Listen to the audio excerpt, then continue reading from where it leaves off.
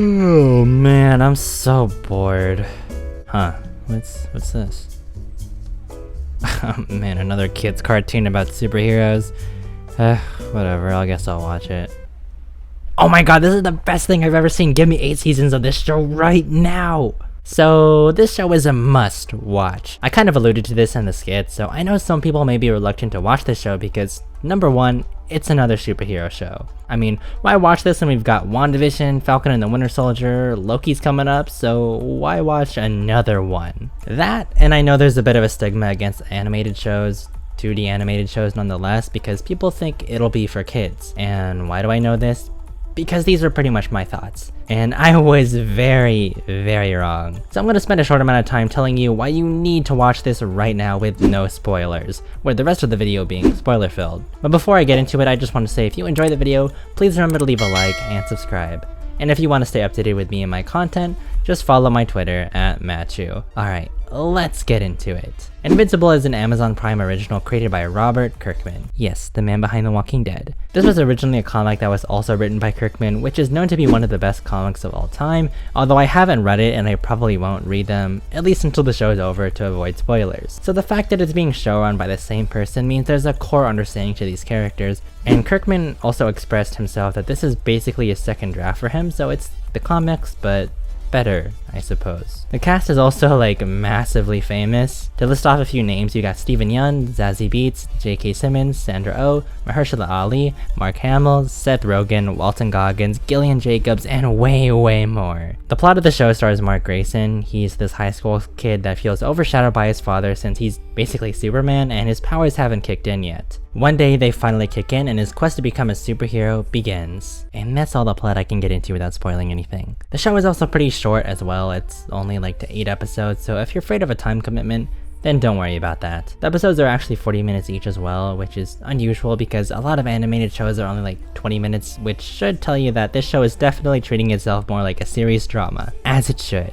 Lastly, the animation is absolutely incredible. The action scenes are so riveting to watch, and just seeing Mark soaring through the sky gives me chills. But sometimes the animation can look a little unfinished at times. But that rarely happens, so if you love superhero stuff and want more mature storytelling, and you're sort of sick of how formulaic and low stakes some superhero stories are nowadays, then Invincible is the show for you. Oh, and forewarning, it's pretty graphic if that's not your thing. All in all, Invincible is a brutal, nail-biting show with tons of heart, humor, great character moments, and I couldn't recommend it enough. Alright, time to get into some spoilers, and the first thing I'm going to talk about is how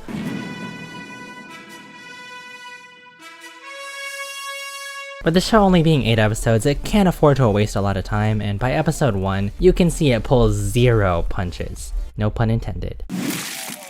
It's no coincidence that the show starts out relatively light and generic. You get a hint that this might be a little more mature, but we as a viewer only get one tiny speck of blood for most of episode 1, so your guard is pretty much down the whole time. It also introduces you to very familiar concepts and characters that parallel both the Marvel and especially DC universe. It makes you feel comfortable with these characters so you can come to expect a certain something here. So when this happens, it's extremely shocking and impactful. And shocking in a good way, unlike a certain other movie.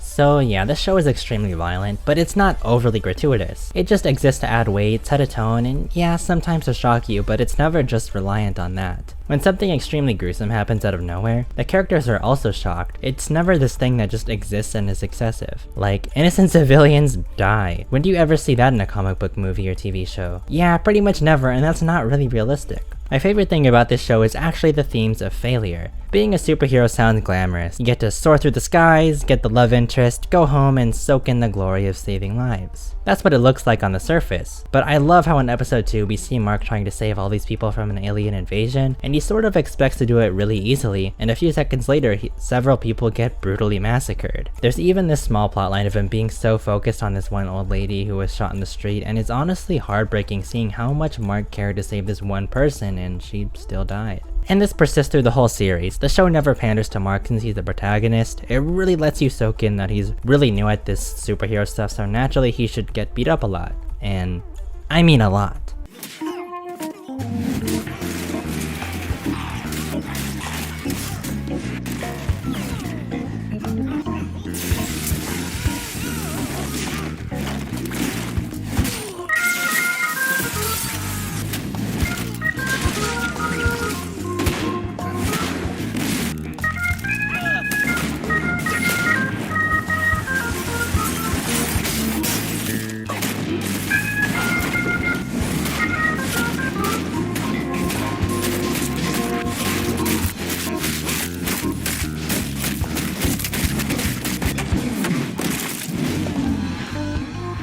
Okay, I hope you enjoyed that little montage, but I'll elaborate more on the themes of failure later. But for now, I just want to talk about my new favorite superhero. This being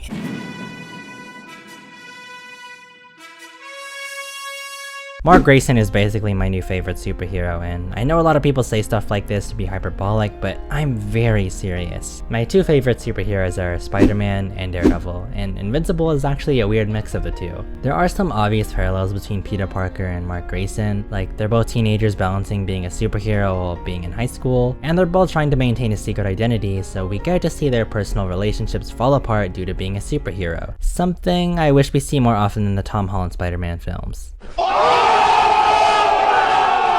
Most importantly though, their humanity. This is super well contrasted with Omni-Man, who sort of disregards humanity and just sees them as this pathetic thing that's beneath him. But since Mark was raised on Earth, there's a clear dichotomy between the two, and we get to see how much life means to him. It's always his primary focus to save people. And the Daredevil comparison may seem weird, but let me explain. Daredevil is such a compelling character because he gets beat up like a lot. It's such an admirable trait of how he will never give up no matter how many times he gets knocked down, which can lead to some really riveting fight scenes because you'll never know if he'll win. The same applies to Invincible, maybe even more so, which also has some nice dramatic irony since the show's called Invincible and he's very much not so. I just fought you and I think you're quite vincible.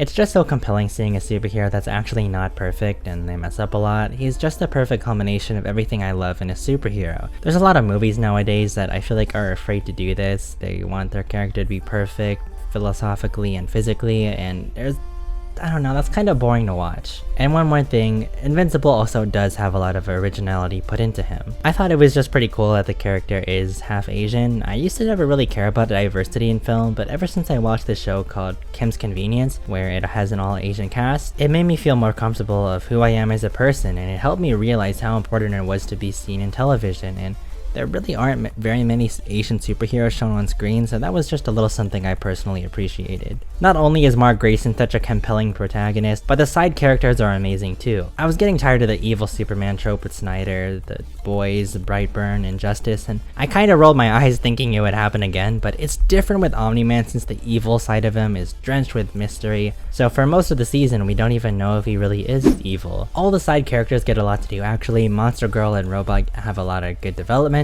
kind of have a really weird relationship to say the least. So weird that it makes Wanda and Vision look like a normal couple. We are an unusual couple, you know. Other characters like Adam Eve, Amber, Mark's mom, and best friend all add to the story as well and have some decently compelling arcs. Cecil was actually surprisingly a favorite of mine. He's kinda like the Nick Fury of this universe, and he's got a lot of depth and coldness to him that makes him a really fascinating character to watch. Even his little understudy agent was a good character. Like, what? Another thing I appreciated were the smaller villains like Mahershala Ali's character. His episode was actually one of my favorites as we learned to sympathize with his motives, learn about his family, and explore the lesser known areas of the city. I love how the show is able to balance these world-ending stakes and is able to go into something more grounded at the same time. Another thing I want to get into is how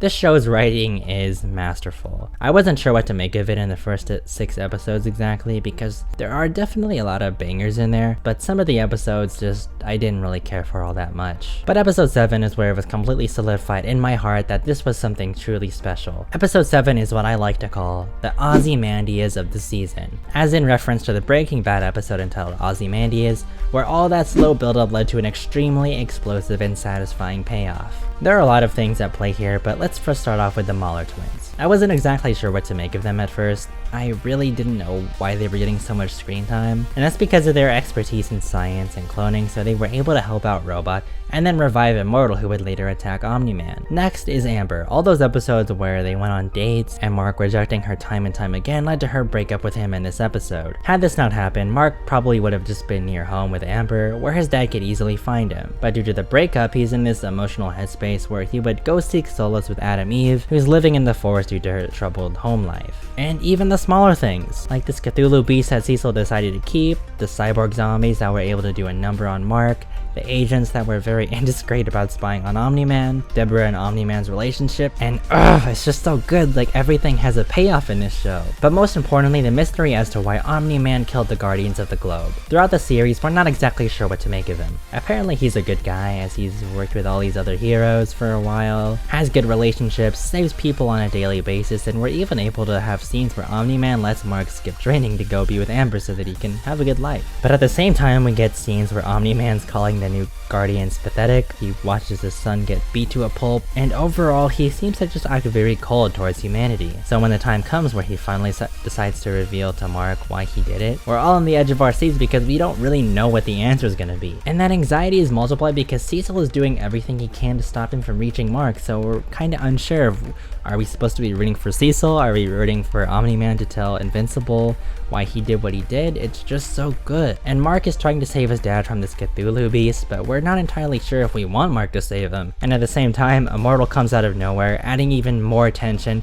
as the fight seems to be equally matched at first. And Mark also can't handle the monster by himself, and Adam Eve is being told not to intervene by Cecil. At the end of the episode, Immortal gets murdered where Mark and the entire world saw what he did, which leads to a torturous cliffhanger. The finale starts, and I don't think any of us were prepared for that. It does what any great finale should, as it pays off a huge plotline set up in the first season, has great exciting action, has some aftermath, and it sets up a good bit for the next season. So we start off and Omni-Man tells Mark where he came from and essentially says that he needs Mark's help to enslave the human race. And like an ordinary person, Mark disagrees, and the next 20 minutes is such a brutally painful lesson on why you should never disappoint J. Jonah Jameson. But wow, the action just goes extremely hard in this episode. All the action scenes, from the jet to the fight in the city to the freaking subway scene, is all just so perfect. Again, this series really understands failure and power levels so much. It doesn't pander to Mark since he's our main hero, as in he's not really able to fight Omni-Man or save anyone for that matter. I thought maybe after the fighter jet scene or him crashing into the city was enough, like maybe the show would throw him a bone and he'd be able to save someone. But no, we get this scene where he's trying to save a mother and a daughter, but then they get crushed by a building, which is just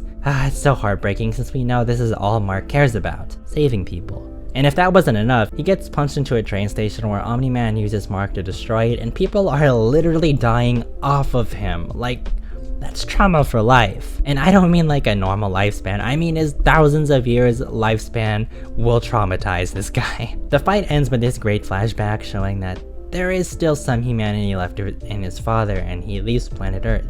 This finale was everything I wanted it to be. It was just perfect as perfect gets. Invincible reminded me why I love superheroes. It reminded me that this genre still has new things to offer, to excite me, and there's still lots of fresh takes left to give. It's ambitious, mature, extremely well written, relatable, and Invincible is almost a masterpiece. Yeah, I know, but I do have a few negatives, like the animation is kind of rushed and even bad at times. Some of the episodes are also pretty lightweight, and I didn't really care for watching them at times. And there were a few plot lines like the demon detective that I think should have been fleshed out more or made shorter due to how little of an impact it made. Or the robot and Mahler twin stuff, I think that subplot was just not very interesting and went on a little too long. And episodes 3, 4, and 6 I thought were just okay. But overall, like I said before, the show is pretty phenomenal, and I'm gonna give Invincible a 9 out of 10.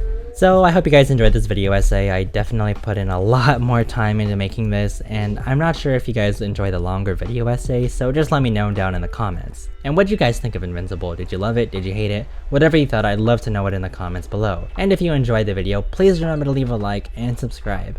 And with all that being said, I hope you guys have a great rest of your day. Peace.